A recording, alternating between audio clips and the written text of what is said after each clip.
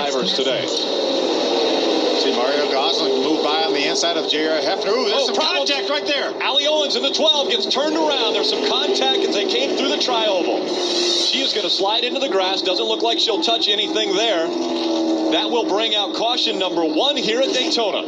You see the roof flaps deploy when she got turned around. That keeps that car down on the ground.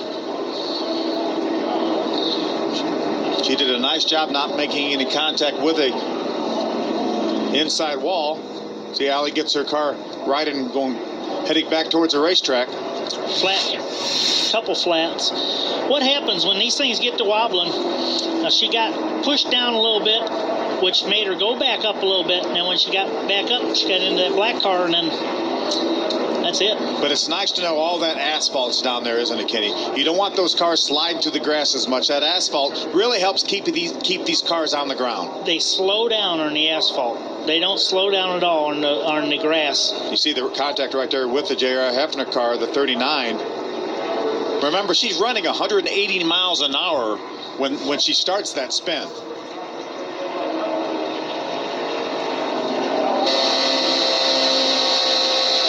Going to see a good view of it right here. She's going to duck below that 39. Kind of wobbles up into him a little bit. Then tries to keep her car off of him, turns it left, and loses control on the inside. Stanley car on the outside out of the Dale Earnhardt Jr. stables. Smaller pack breaking out onto the tri-oval here than we've seen. Whoa, we got problems. 00. Ed Kennedy gets turned around. He collects another car. That's the 25. That's the Venerini-owned number 25, driven by Ryan Fisher. There's quite a bit of damage to that 25 car. That's more than likely going to be terminal. Second caution comes out on lap 10, just on the restart. Yeah, there's the Ed Kennedy number 00, the Daytona Lagoon Chevrolet. Saw the window net coming down for Ed, so signifying to the safety crews that the driver's okay. Safety crews getting quickly out to these vehicles. Short day for Ryan Fisher as well. See, Ryan already took his helmet off, and he's hanging it on the hook right there on the roll cage, so good to see that. Again, this is coming out of turn 4, Phil.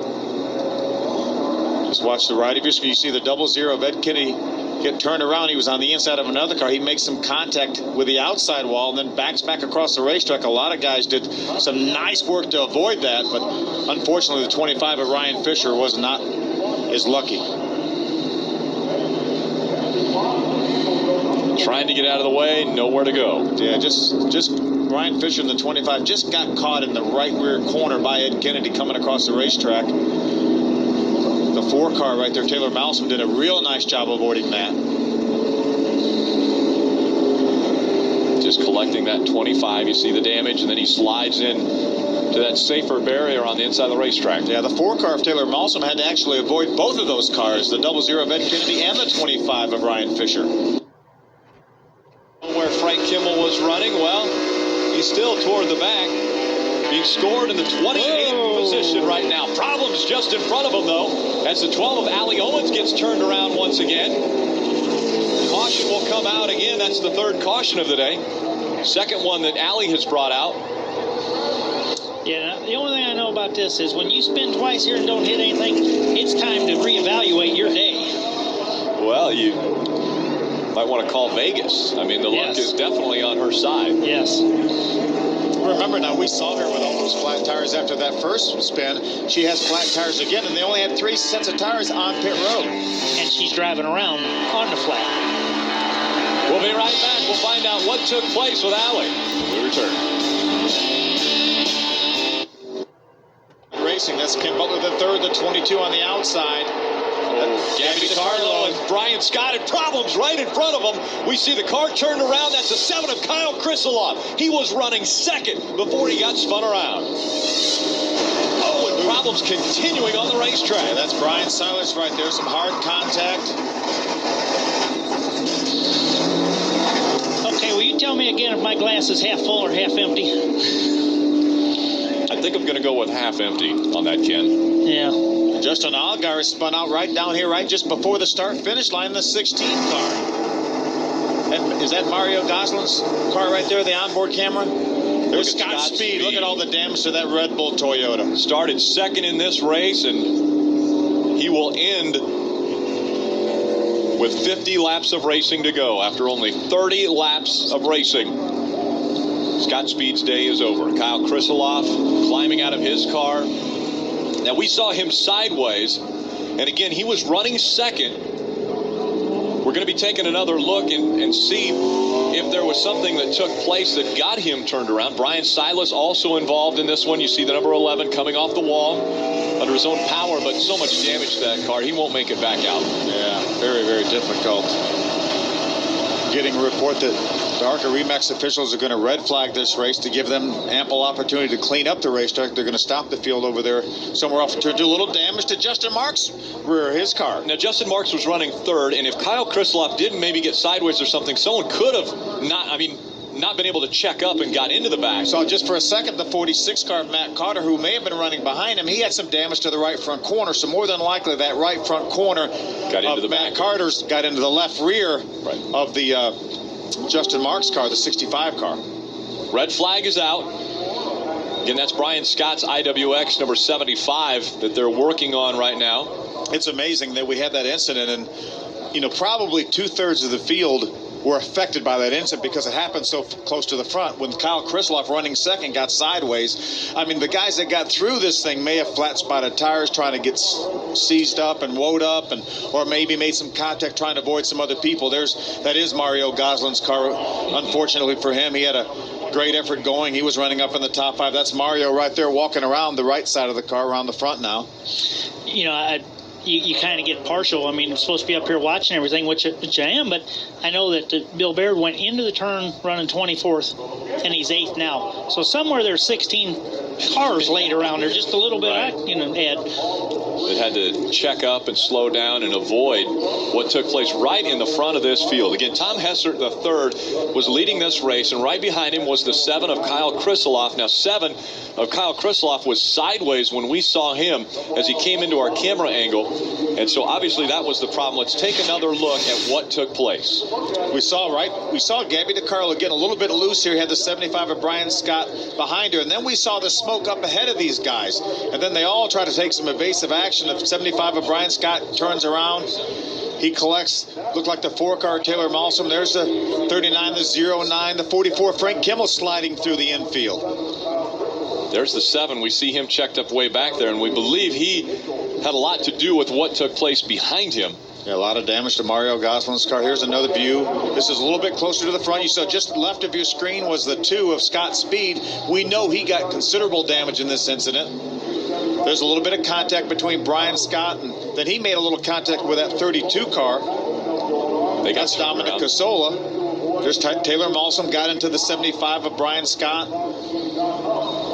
Everyone checking up, not only because of what was going on with Brian Scott, but also the front of the field. And here's a good look at now the 7. Again, the 7 moves up the racetrack and then tries to come back down, but there wasn't room. It just comes back down, and Justin Marks had already committed to that part of the racetrack, and then he slid back up the racetrack, caught the 2 of Scott Speed. There's another view. Watch, he's going to come back down and try to get in that hole that's not there. Then you see Matt Carter runs in the back of the 65 of Justin Marks. Bobby Gerhardt does a great job. Michael Annette does a great job avoiding this, and everybody else, it seems like, is involved. Frank Kimmel, that white car spinning down through the middle of the racetrack, he spins in between 2 or 3 cars. Here comes Ricky Stenhouse right at his front end. Frank's going to slide out of the way of him. Just havoc all over the racetrack. Seems like we always talk about the big one when we talk about restrictor plate racing, and this one started at the front and at the middle almost simultaneously. Matt Carter did a real good job there. Yeah, he really did. Yeah. Even though he made contact with Justin Marks, it could have been a whole lot worse. And then you can see those guys get back in the throttle to get by before Kyle Krisiloff came back up the racetrack. See some hard hitting there. That's Mario Gosselin in the 21 that we saw, and then you saw Scott Speed running along the top there. Another contact there, and a very big hit. That's pretty tough camera, by the way, too. Yeah, 72 of Dwayne Bryan was in that initially. There's the 30 of Terry Jones coming towards the back of Mario Gosselin's car. Now here's Frank Kimball. This is going to be an interesting ride. He sees the smoke. He's off the throttle. Car sliding in front of him. Brian Scott comes back up the racetrack. He avoids it, but does get tagged just a bit. I think Frank is going to have minimal damage, so he's going to, he was riding around to the tail end of this pack, and he's going to emerge with some good fortune for sure. There's Brian Silas right here, his onboard camera. He's right behind Patrick Sheltra. He's trying to get slowed down. Now car's cleaning off the bank. Ooh, there was the contact with Mario Gosselin again. Emerged from the smoke, and then Mario Gosselin was right there, unfortunately. There's cars right in front of them, still crashing, and then got contact again, and then more damage. And silence. Yeah. Red flag has come back out here at Daytona. Side by side for the lead. There's Gerhardt on the outside. Oh, and as Gerhardt makes his move to the high side of the racetrack, the caution has come out once again.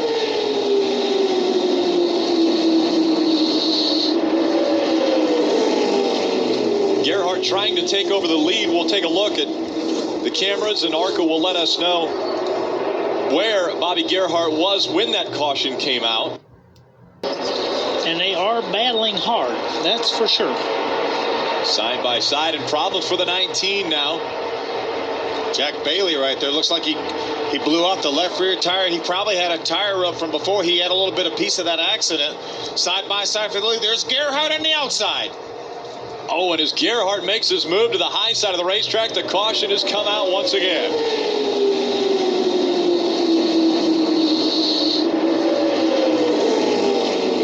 Gerhardt trying to take over the lead. We'll take a look at the cameras, and ARCA will let us know where Bobby Gerhardt was when that caution came out. You see the damage to the left rear of that number 19 of Jack Bailey, and he'll try to make his way around into the pits.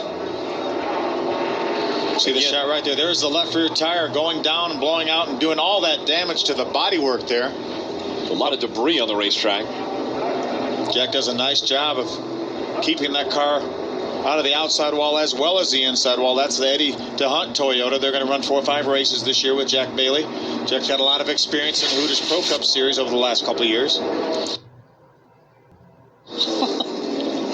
Under caution for the 6th time this evening. And this time it was a car that was looking very strong after he had come off of pit road. That's the 65 of Justin Marks. He was running second, and problems ensued. I think it was either him or Patrick. They got Shelter one of them got to wiggling a little bit, and just off of 2, it's easy to get in trouble. Yeah, there was very little contact with the inside wall there. There's Ricky Stenhouse. He had a great run going, was doing a nice job, and you see the damage to that K&N Ford. See, he got up into the outside wall. Wendy Venerini. The 99 of Ricky Stenhouse did get involved, has extensive damage on that right side, as you see, and he just reported he doesn't have any brakes, so he's just trying to roll to a stop to his pit stall, but an unfortunate ending for the Roush Fenway Racing Development driver. Tough weekend, actually. That's the second car that they've had out on this racetrack, and second car that they've got some extensive damage to. Ricky was involved in a practice crash yesterday. He was doing a great job. He's up in the top 5 here to this incident. Let's see if we can see what happened on this incident coming off turn number 2 here. There's Benny Chastain, the 54 car. That's behind the That's behind the accident. Looked like he cut down a right front tire and made some contact with the outside safer barrier.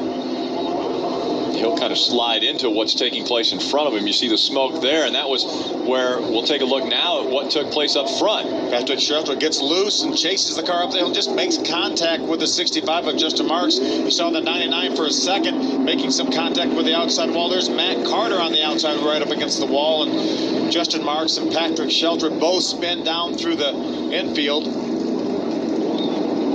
Looks like Justin was about to get the thing straightened out, and the wheels were turned to the left. He headed towards the inside wall. Here comes Bobby Gerhardt on pit road, Jim.